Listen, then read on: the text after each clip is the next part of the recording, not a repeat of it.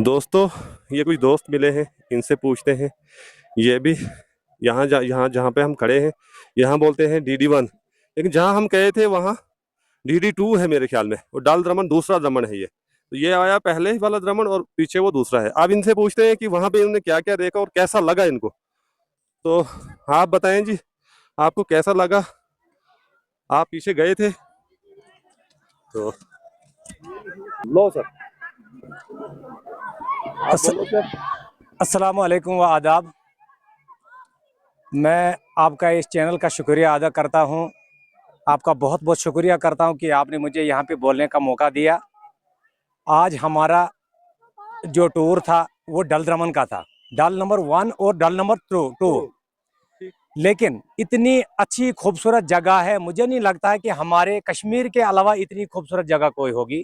डल number 2 और डल number 1 दोनों बहुत अच्छी जगह है। लेकिन आज हमने दौरा किया दोनों डालों का, लेकिन मुझे इतनी इतनी मतलब वहाँ पे क्या बोलते हैं, दिल शिक्स हुई। इतना मतलब बेचैन रहे हम। वहाँ पे न बैठने के लिए कोई जगह है, न पानी है, न कोई बाथरूम है, न कोई मतलब इतनी मतलब मायूसी हुई। इतनी गंद पड़ी है वहाँ पे, इतनी गंद पड़ी है, कहने की कोई बात नहीं। पहली बात।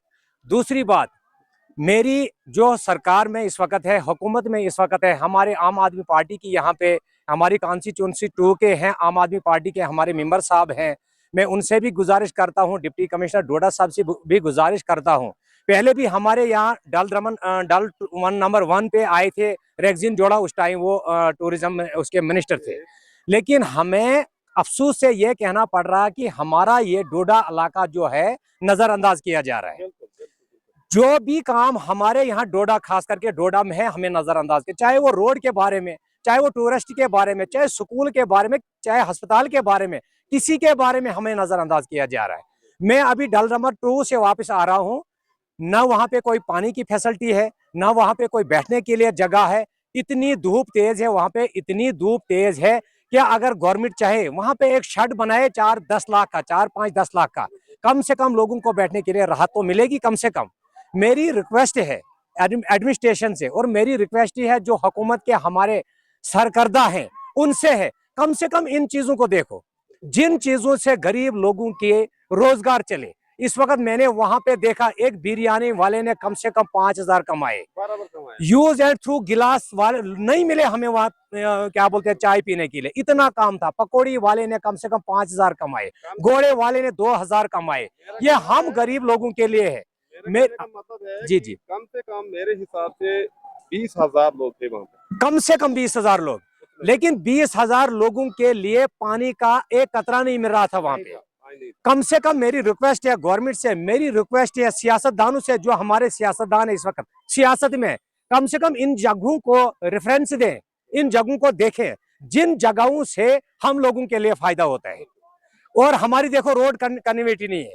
देखो हमारे यहाँ कल्याण से 1 किलोमीटर का रोड है। ये रोड देखो जी, ये वही रोड है कि जिस दौर में इनको अपनी जरूरत थी, इन्होंने फार्म डाली थी, फार्म के दरमियान में ये गेलियां ला रहे थे, उस दौर की रोड बनी। उसी दौर की रोड है। लेकिन इस रोड में खर्चा ही नहीं है। अगर ये लोग चाहें, इस रोड में खर्चा ही नहीं है।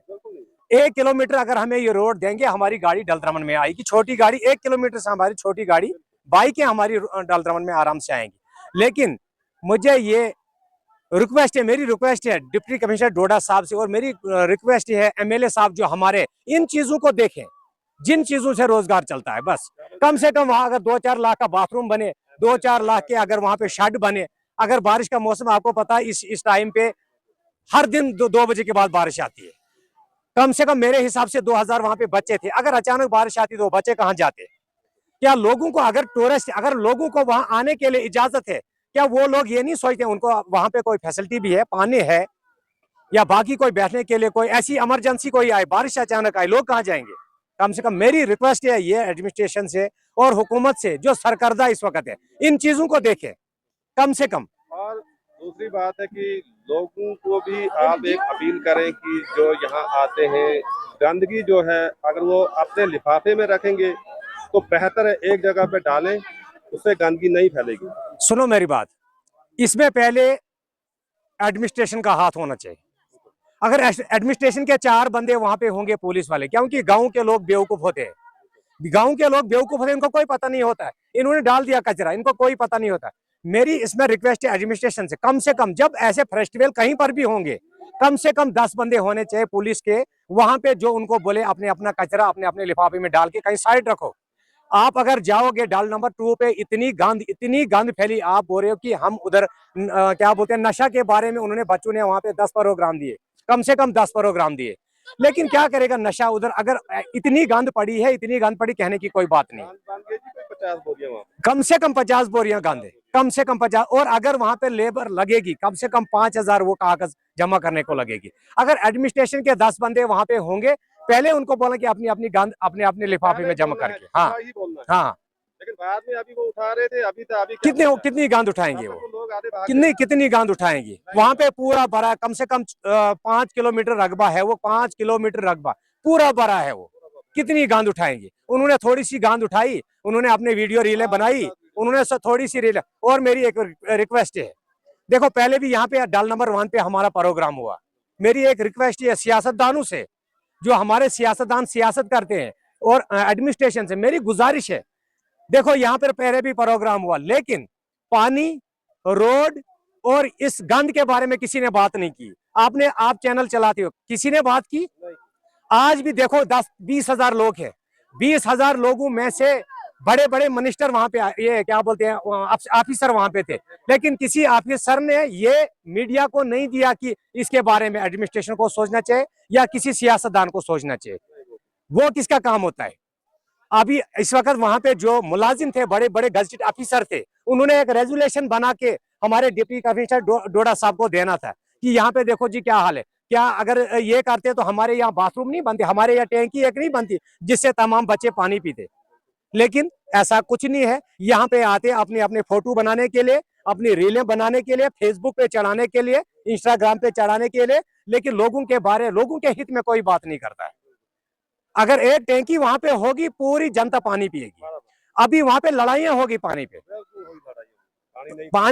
पानी था ही नहीं, पाइप उन्होंने तोड़ी तो पानी पी रहे। अगर 1-2 हजार या 3 हजार की लीटर की टैंकी बनी होगी, सब पानी पिएंगे आराम से।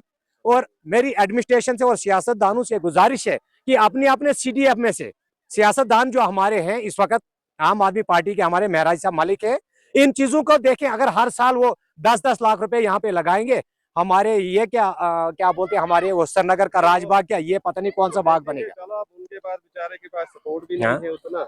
नहीं, अपनी CDF में से 10-10 लाख रखे। अगर एक CDF में वो यहाँ पे टैंकी बाथरूम बनाएंगे, दूसरी CDF में यहाँ पे क्या बोलते हैं शेड बनाएंगे, तीसरी CDF में और कोई ऐसी पार्क बनाएंगे जिसमें लोग बैठेंगे, जिससे लोगों को भी राहत मिलेगी।